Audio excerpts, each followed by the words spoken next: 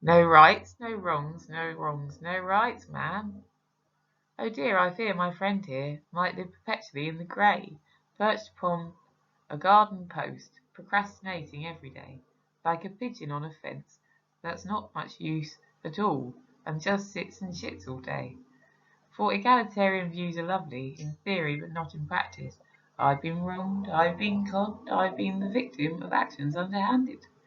I've experienced right, I've experienced light, and I've been delighted every time. So, my friend, do you please explain how on earth your concept started? Well, we do bad things, and we all do good things too, and in the end it all balances in the middle of the two. So what once was bad can turn out good, and what once was good can turn to shit. But if you take the middle path, it helps me deal with it. But I said, there is such a thing as having too much grey, and if you are bound to this concept by taking out the rights and wrongs, you may find the edges of your mind will begin to bend and fray. And there are things that are simply wrong. We have most likely experienced a list. Some went down by accident, I guess, some orchestrated from the start, some because we were foolish, others dealt by those with callous hearts. Some chalked up to opportunity, some opportunists went too far, some people are just simply out and out liars. Whichever way you look at things, some things are just wrong, and to deny that this is possible would cause all sorts of problems.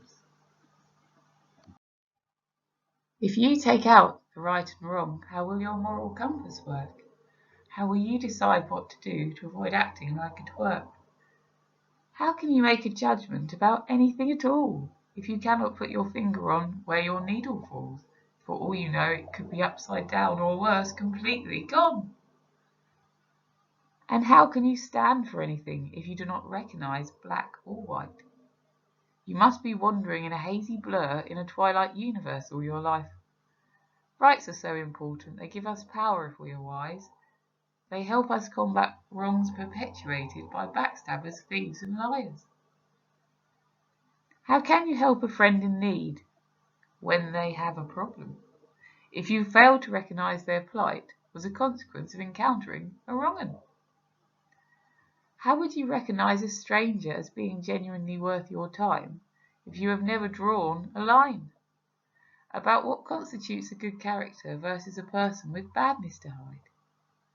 Equally, some things are right, and for that we should be grateful, for in the absence of the light our gloomy haunts could be our downfall. Granted, what is right and wrong as an individual may vary, but if as a collective we agree a designation, it does help us traverse our lands with some level of cooperation.